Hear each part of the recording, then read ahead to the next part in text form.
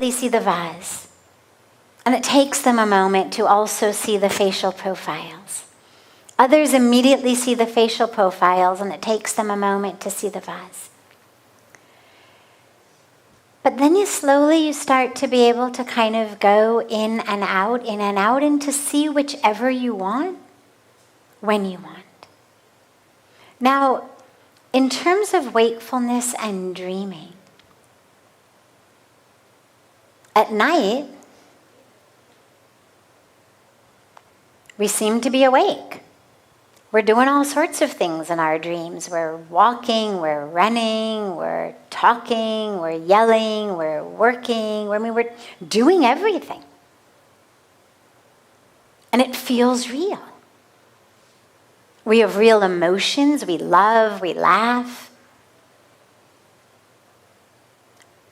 We feel scared.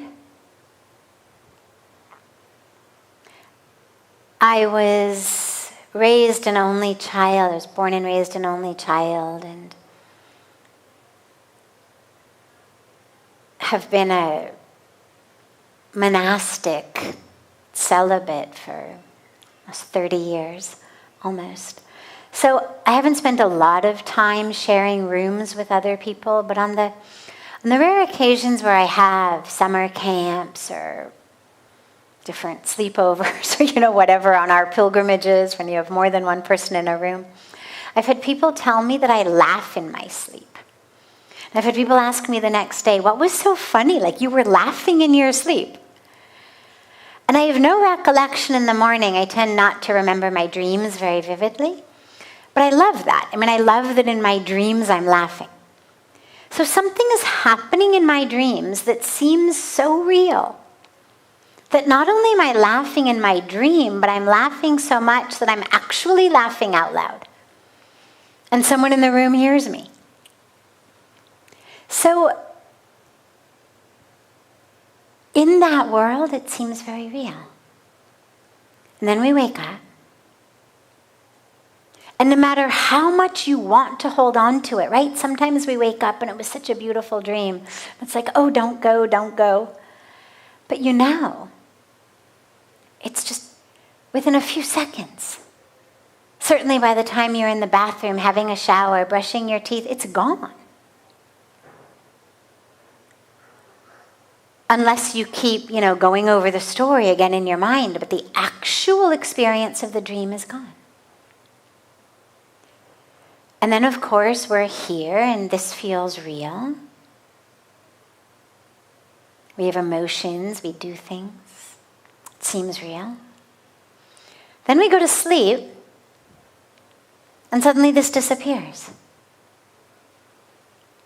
In all of our stages of sleep, one thing is constant. This world is gone. Whether you're dreaming, whether you're in light sleep, deep sleep, one thing is for sure, this world is gone. So how can it be real if it goes away so quickly? Change a few brain waves and the world is gone? That's all that happens when we go to sleep.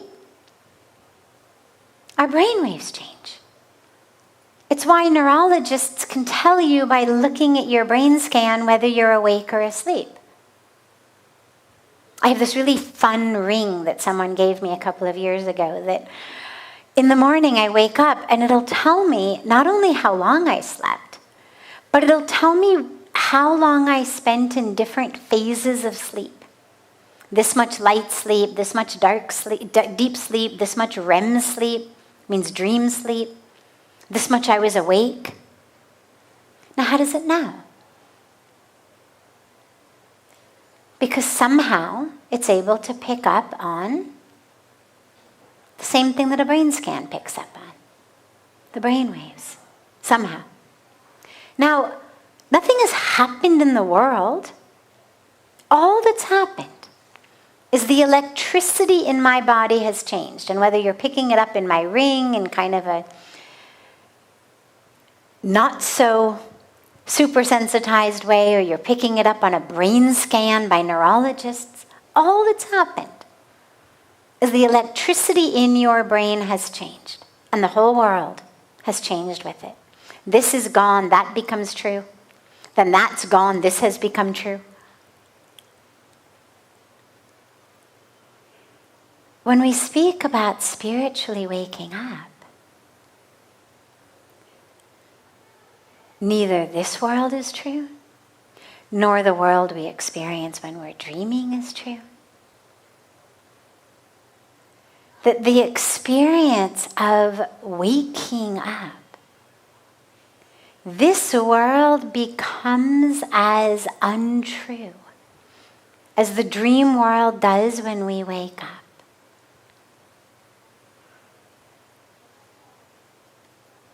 Now, what does that mean practically? Doesn't mean we stop eating, doesn't mean we stop drinking water, doesn't mean we stop sleeping, doesn't mean we stop going to work, doesn't mean we stop paying our taxes, doesn't mean that we abandon our families. So it's not that we can't remember it. It's just that we are able to see it for what it is. And that would be my litmus test. As our friend Paul Myers asked, how do I know? Well, the way I would tell you to know is, do you get angry? Do you feel frustrated? Do you feel greedy? Do you want things? Because think right now about last night's sleep. Or think about a night's sleep when you do remember the dream, okay? Remember a dream. But you can't generate the emotions for it. You're not going to get angry now because you're remembering that dream. You may remember, oh, in the dream I was angry. But you're not going to feel angry now because you know that was only a dream. Right? It happens sometimes. You have a dream about someone in your life and they did something really bad in your dream and you were really angry. And then you remember it was just a dream. And you see them in real life and there's a part of you that still feels angry, but your sense comes in and says, no, that was just a dream. Like, don't be mean to them. They didn't actually do that. You only dreamed it. We know it was only a dream. We're not going to actually get angry at them, actually be mean to them, because we know that only happened in my own mind. So in your life, the way to know that you're still sleeping is if you're still getting angry. Are you getting frustrated? Are you yearning, desiring, fearing? Because we know how powerful those are in dreams, but we know that the moment we wake up, that dissipates. And we know that no matter how much we feel all of those emotions in what we call this real world, the minute we go to sleep, that dissipates. So when we sleep from one and wake up into another, that which we were experiencing either disappears entirely or just the hold it has on us dissipates. So for me, the litmus test to knowing that you're actually awake, to knowing that you're no longer dreaming, is, do you still get caught up? Do you find yourself believing the story? Or do you find yourself lucid dreaming? Like you're going through it, you're doing it, but you're awake, you're aware. I'm creating this. There's a practice called lucid dreaming. It's actually a really very powerful thing to try to do. And there's all sorts of techniques. You can read about it online or get books if you're interested. But it's all about essentially consciously dreaming. And you work on it before you go to sleep. And the goal is that even when you're in your dream, to be aware and awake, and to keep a part of your mind not in the dream sleep, so that you can be dreaming, but a part of you knows, I'm dreaming. And then as they get in more advanced stages, they work on actually, can you change your dream? So if in the dream something really bad is about to happen, can you in lucid dreaming actually change it? Well, so you would know that you were not really dreaming here if you were moving through the world knowing that your own thoughts are creating your existence. So when you meet someone, if the mind says, oh, I hate that person, do you have the ability to change that? Oh, let's change that. It's all my mind anyway. Can I change it? Then you'd know you were awake, not asleep. Ah, there's anger. Can I change it? It's all in my hands. Lucid living. Awake living. So it doesn't mean that we pull out of action or pull out of relationship, or that we become apathetic or indifferent or aloof or any of those things. We don't. What we become is conscious and aware and in control. Not a death grip control. It's not a violent control. It's a playful control. Can I change this anger into love? Can I play with this moment? I'm creating it anyway. Can I play with it? Can I change it? And if you can, then you know that you're beginning to be awake. The more of a hold that your circumstances and situations seem to have on you, the more you're still dreaming.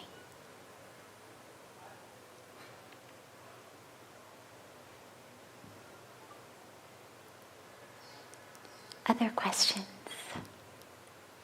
Any questions that anyone here has?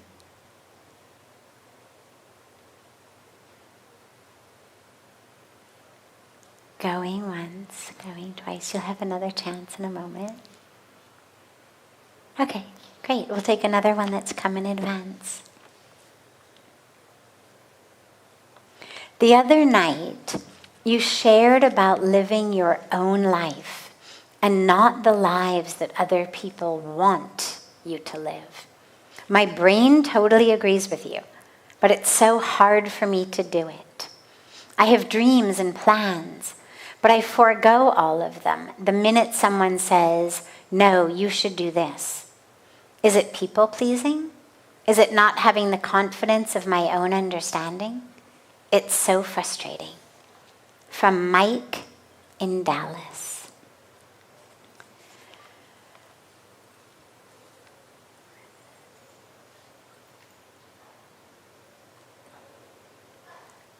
Taking wisdom and advice, ideas, suggestions from people we know, especially people we love, people we trust, people who are smart. Nothing wrong with it. It's wonderful. It's always great to get other perspectives. But you don't want to let that be your sole compass. Otherwise, everybody starts backseat driving the car of your life. Right? You're driving and this one is saying right turn, that one's saying left turn, this one is saying speed up, that one's saying slow down, somebody says stop. You go crazy. Or you get in an accident. Or you pull over and you say, forget it. Not going anymore. So there does come a moment, a time in which we say, okay, I've absorbed all of that. But now I need to check in with myself.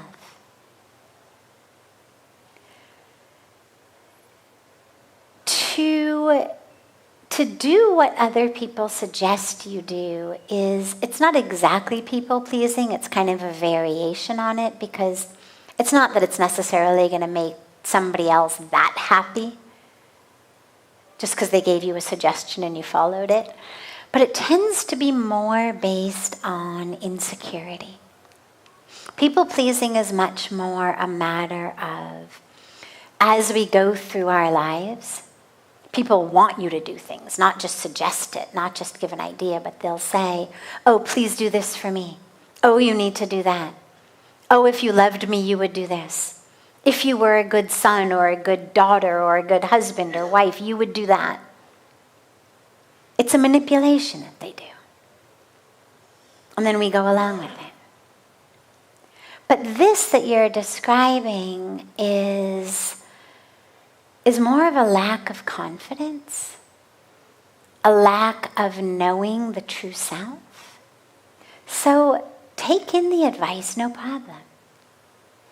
But then sit and check in with yourself. What feels right? What is your own inner compass telling you to do?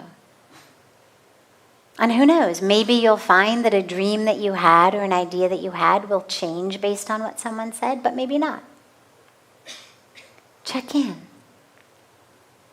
Go within. We spoke the other night about listening to your gut, listening to your heart. These are great ways of checking and listening in. How does it feel? Does it feel expansive or does it feel contracting? Does it feel peaceful? Or does it feel frenetic? These are the sorts of questions to ask. Is it in alignment with your highest goal? Another great way to think about these things is, how will I feel in 30 years, 40 years, 50 years if I've made that decision? Are there people I know who made that decision 30, 40 years ago? Can I look at them?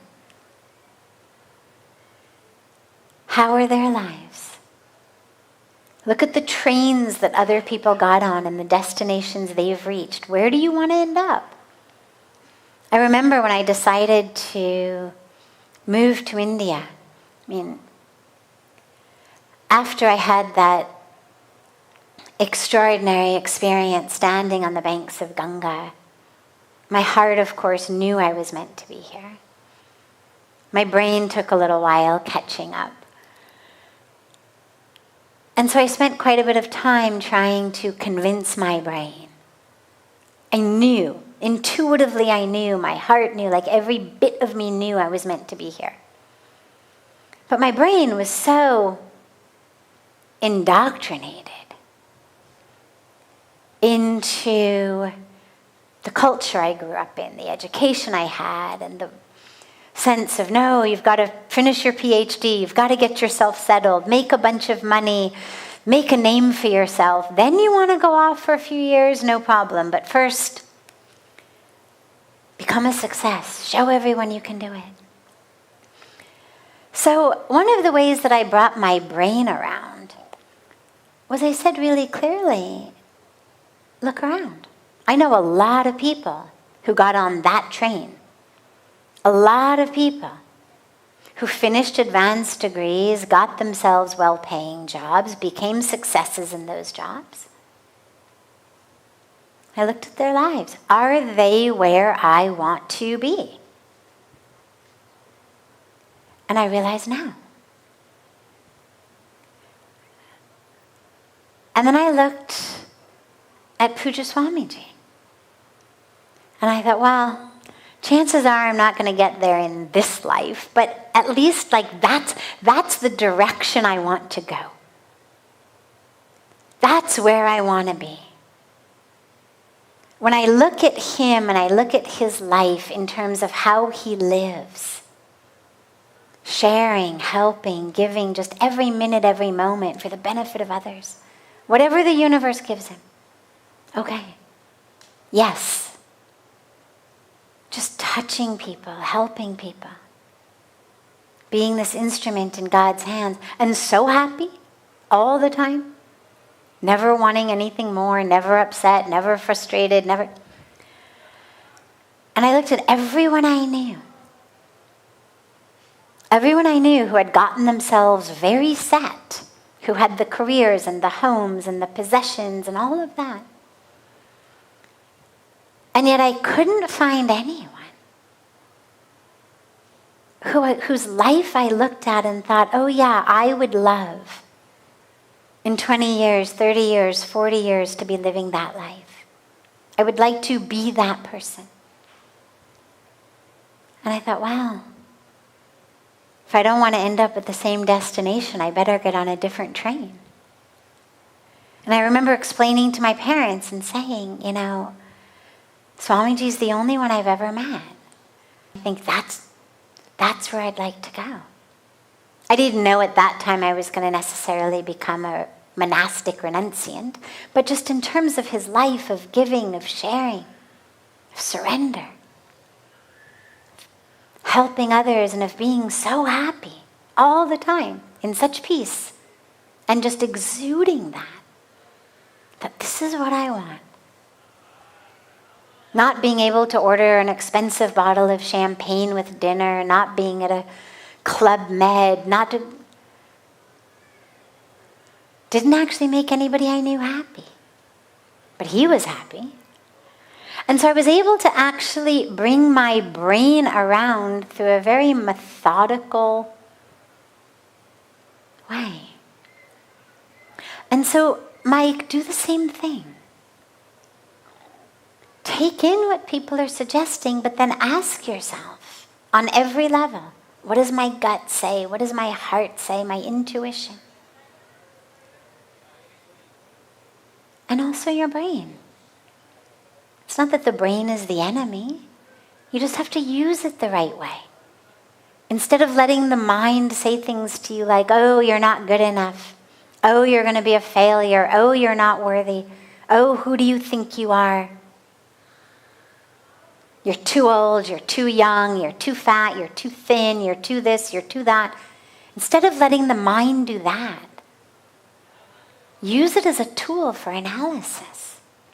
Who do you know who's at a destination that looks to you like, yeah, that's where I'd like to go? What train did they get on? Because if you want to end up in the Himalayas, you can't get on the train that's heading down to Chennai. Chennai is great if that's where you want to go. But if you want to go to the mountains, you've got to get on a train that goes north, not south. So let people suggest all they want, but ask yourself, are they living lives I'd like to live? Are they a valid source of advice for me? If you go to a doctor, the doctor's like 300 pounds and, looks really sickly and, can't stand up and is, coughing and sneezing, whatever it is, like, you might not necessarily take all of the advice that doctor offers quite so strongly, because you'd think, well, if you can't even keep yourself well, how are you going to advise me? So in the same way in our lives, look at whose advice you're taking. Look at whose life direction you're taking. Everybody says, do this, do that. Well, look at them. Did it work for them? Right? It's like that old joke about the, people who want to charge you for giving you advice on the stock market. Well, if it worked so well for them, they wouldn't need to make money advising you. If they were that good at picking the right stocks, they would have picked them and become a billionaire. They wouldn't need your money. So look at who's advising you. How well did it work for them? Are they somewhere you want to go? And check in.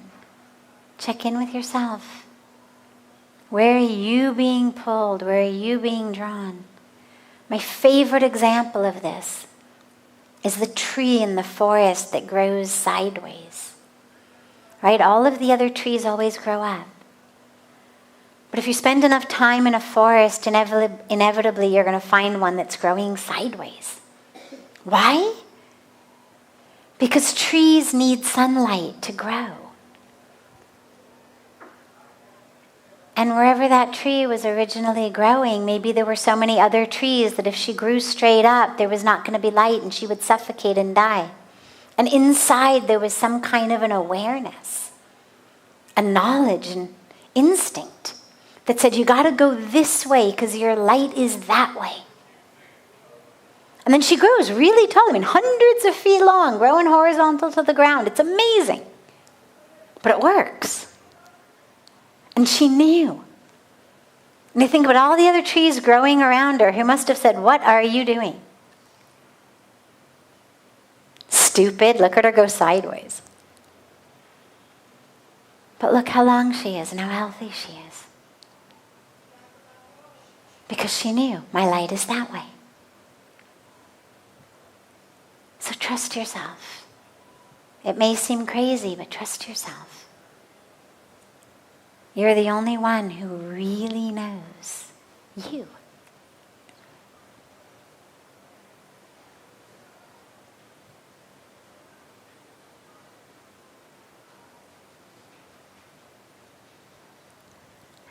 Any other questions? Yeah. He's got a microphone for you.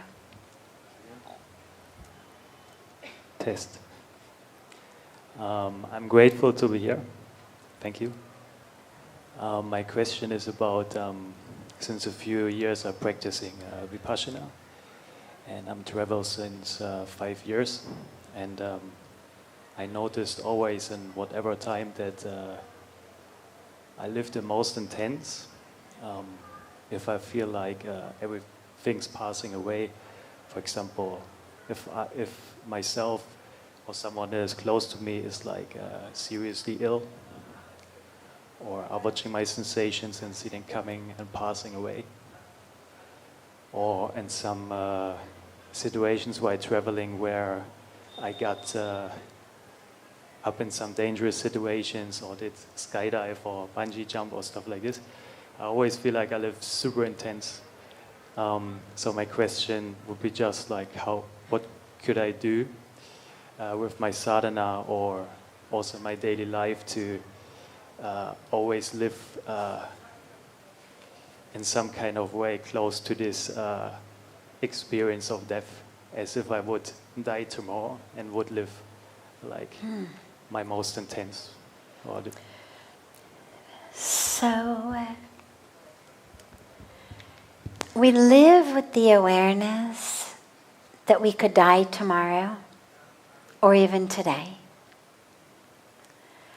But that doesn't necessarily mean that what we're striving for is intensity. So you may choose to bungee jump, like you did, but you may not.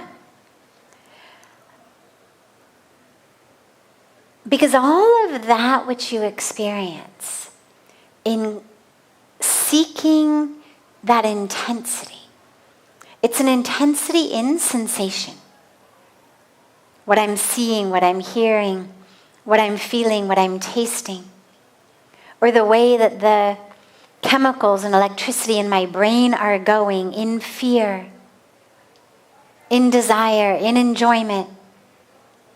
Whatever it is, all of that intensity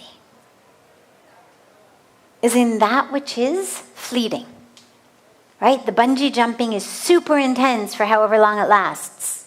A minute, maybe, 45 seconds, I've never done it.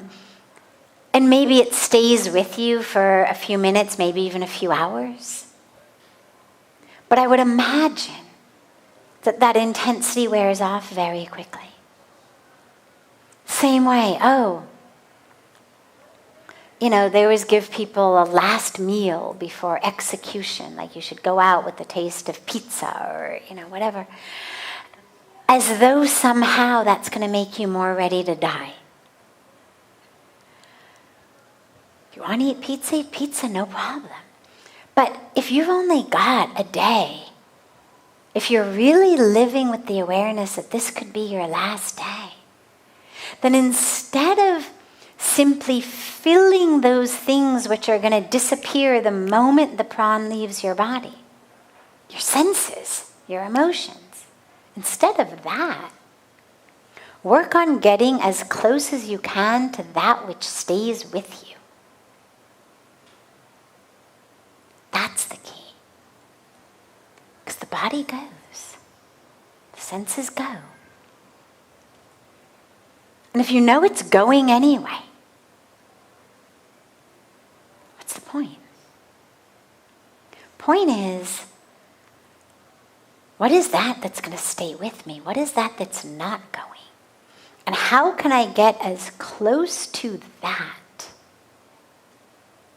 as I possibly can? Because that's who you're going to be with for the rest of the journey.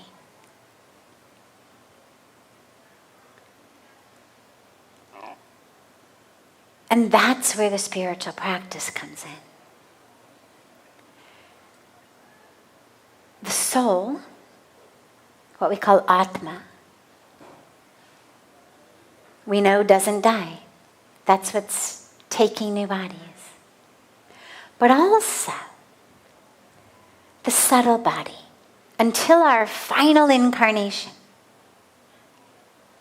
when we're done with the cycle of birth and death, when we're done with this wheel of samsara, this coming back, when we're all done with that, then the subtle body merges into the divine. But until that, as we're taking our incarnations, the subtle body travels with us. Now, what makes up the subtle body? Well, we speak about it in one way as man, buddhi, ahankar. The mind, the intellect, the ego. We speak about it also when we speak about the 5 koshas, or the sheaths of the body. The energetic sheath, the mental sheath, the intellect sheath. These stay with us. They form that subtle body that actually travels with us. Not what I've learned. Not the calculus that I learned. You're going to have to come back and do that again. Not the facts and the figures and the things that I've learned.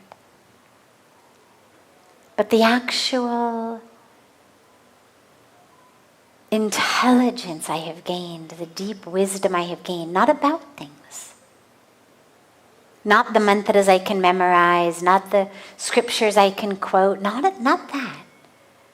But the experiential knowing, that which is mine. As well as the impressions upon the mind, the impressions upon the psyche, what we call sanskaras. These patterns, these stay with us. So, if I were living as today was my last day, I would want to get as close as I could to that experience of soul, so that I was already friends with the one I was going to be traveling with. Why spend the whole day with all the friends who are going to be gone in a day anyway? Spend the day making friends with the one you're going to be traveling with. Get connected to the soul. Get connected to. What is that? What are the impressions upon my mind, upon my intellect? What can I, with just 24 hours left, or 6 hours left, or whatever I am working with, what can I free myself of? So that I don't have to come back next time and do it. What ignorance, what illusion, what desire can I become free of? What pattern of thought, attachment to ego, can I free myself of now so that I don't have to bring it back in my next life? That's what I would do. And so to live each day like it's your last is beautiful. We also take care in case it's not. We take care of our bodies, take care of our health, take care of things in case, there is a tomorrow and I need this body again and I need whatever. But on a deep spiritual level, we live as though, every moment could be our last. So how do you want to live it? What would you do? And it's a beautiful, beautiful question and way. And this practice that you're doing through Vipassana of just being aware. That awareness is you. That's what goes with you. That pure awareness. Everything else changes. What I'm aware of is changing. But the pure awareness, that light of awareness stays. And to stay anchored in that is a very, very beautiful practice. So great. Wonderful. Have a beautiful, beautiful rest of your evening. And a beautiful morning and day to our family joining from all over the world. And so much love to you all.